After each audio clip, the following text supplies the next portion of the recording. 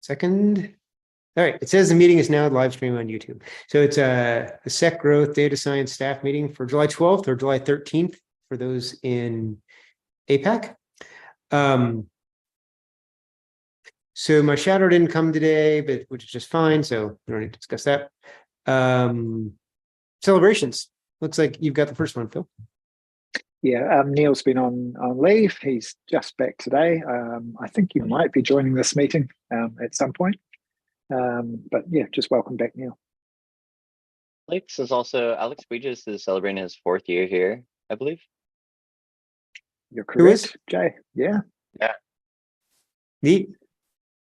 So Alex from the anti-abuse team started in growth. So our growth engineers started around 4 years ago. Jay's 4-year anniversary will be coming up soon, won't it, Jay? That's right. Yes, indeed. Y'all remember that. We will. It's on the calendar. Don't you worry. So I copied a couple of things from Christopher's staff meeting that are good. I'll just summarize, verbalize these. There's a proposed new release process to accommodate FedRAMP and security demands. So please pass it around to the development team so that engineers can prepare for changes in development practices. Some major adjustments, more frequent patch releases, bug fix and security releases are combined in patch releases, and canonical will be mirrored to dev directly. So keep an eye on that. Also, announced there's for ClickHouse Cloud is now approved for production use for red data starting in 2 days. So there's an issue tracking that, but that's great. We can do more use of ClickHouse. The other things that come up and I'd like to discuss, maybe brainstorm on a little bit, is there's a request from infrastructure to minimize further downtime the remainder of the month. We had an incident, is that Friday? Last week. The ask is for each team to consider what we might be able to do without causing further problems down the road to reduce downtime based on that. We don't want to over-index on this. We also don't want to under-index on this. So there's lots of discussion in that Google Doc link, but anything we want to brainstorm on here, Phil or Mon or Jay?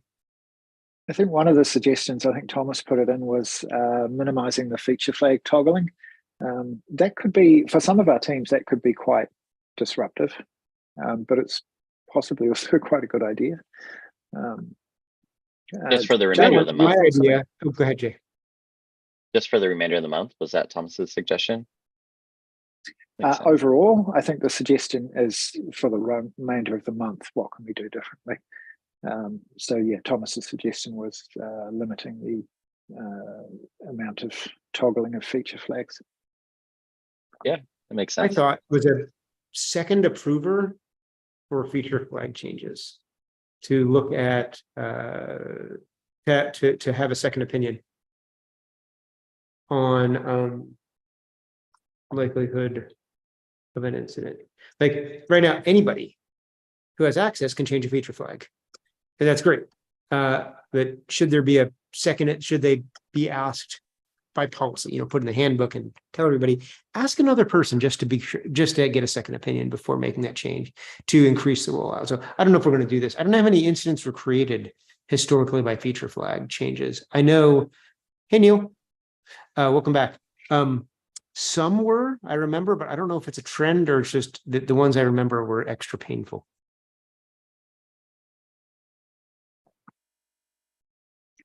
The only thing that came to mind when you mentioned this was like the concept of like a stable environment.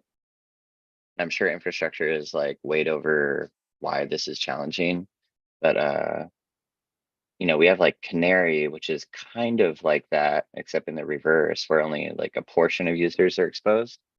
But yeah, that's the only thing that came to mind when you mentioned it the other day, on Monday, I think. Did you read the RCA? Anyone? No, I didn't. Okay. Did you, Jay, and was there anything interesting in there? I didn't. When I was in the room, it was they were leading to the point of infrastructure based flag that got flipped, and then they had to reflip that, but just in SQL because they didn't have access to chat ops or anything.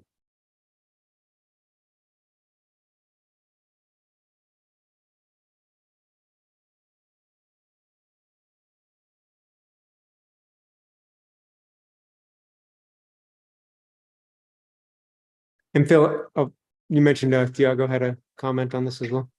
Yeah, well, I think when you asked on Slack, Thiago just pointed out that most of the suggestions wouldn't actually have prevented the incident, the actual incident that we had last week.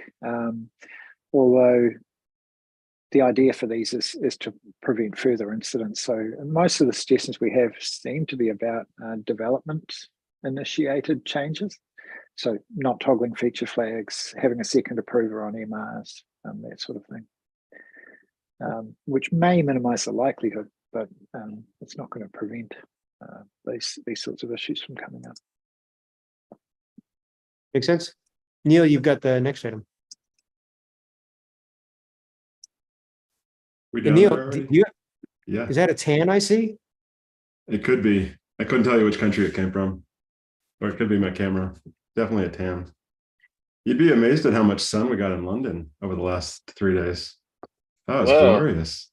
It was completely sunny. Yeah, it's obnoxiously wild. sunny. So yeah, most of my tan probably came from London because we didn't wear any sunblock in London.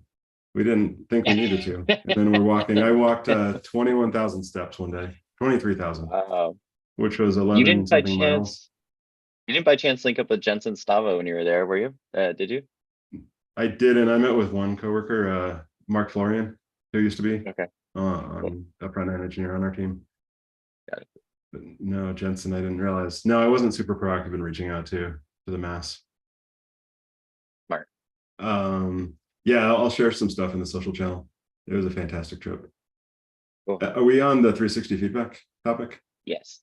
Cool. Yeah. So yeah, it's time has come. I brought this up back in like March or something. I linked to the topic down below that we may want to consider going all in when this is an opportunity for us. It was supposed to be aligned with the mid-year cycle. So yeah, this Monday, 2 days ago, the 360 feedback cycle kicked off.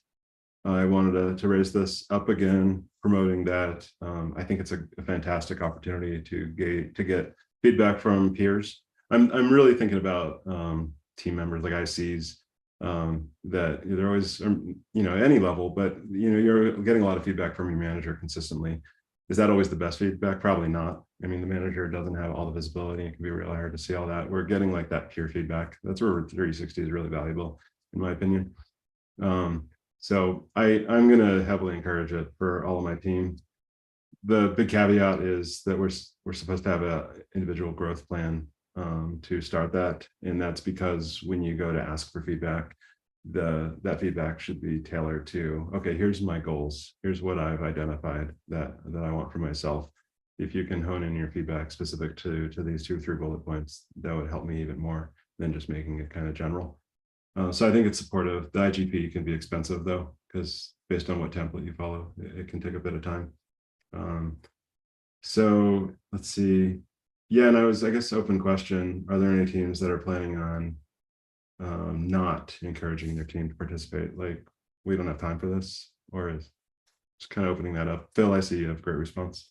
So if you can verbalize that. Yeah, look, I like 360s. You and I have talked about this before. I would love to have made them compulsory, or at least you have to explicitly opt out. I think the feedback is really valuable, but we've seen a couple of cases where we've had feedback that it's very time consuming for those who have to respond.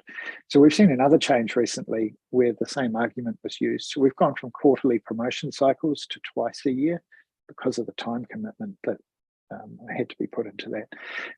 We've had feedback on 360s that they're really time consuming, and as a result, people don't spend much time on each individual 360. They just check the boxes. They don't provide detailed feedback in some cases, which kind of waters them down.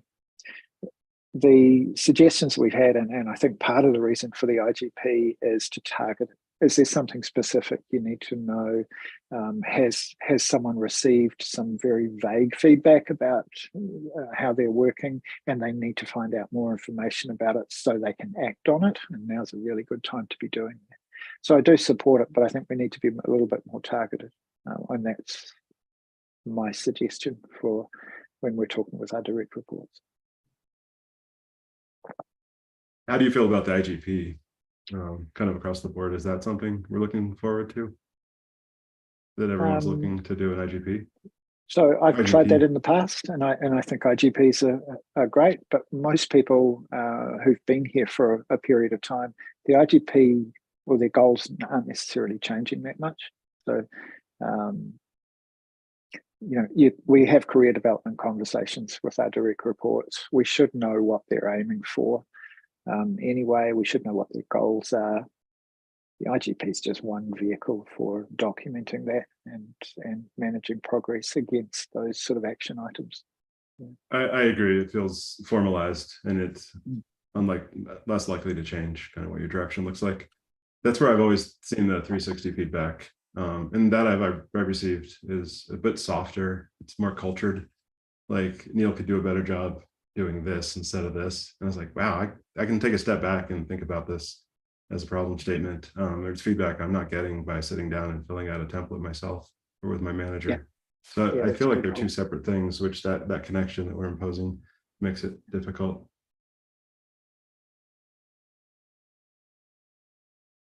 Okay.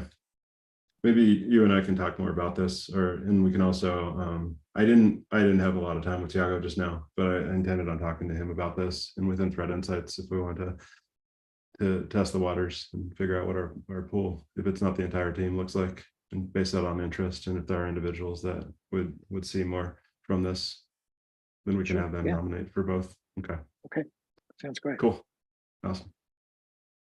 Regarding IGPs, I've just been kind of catching up, and in our private manager channel, someone was asking where to find the template, and Tiago shared that Nathan within our group has shared this template. It's a spreadsheet. It's kind of a combination of our job frameworks and other IGP format content. It's really, really freaking cool. I asked Nate over Slack if he built it from scratch. I'm super curious because it's really fantastic. So if you're looking for a vessel to do the IGP, and this might work really well. Yeah, it is. I can plus one to that. It works quite well. You get a lot of information out of it. Mm-hmm. Wayne, you're next. Okay. We get another topic, but we're going to go off the live stream since it's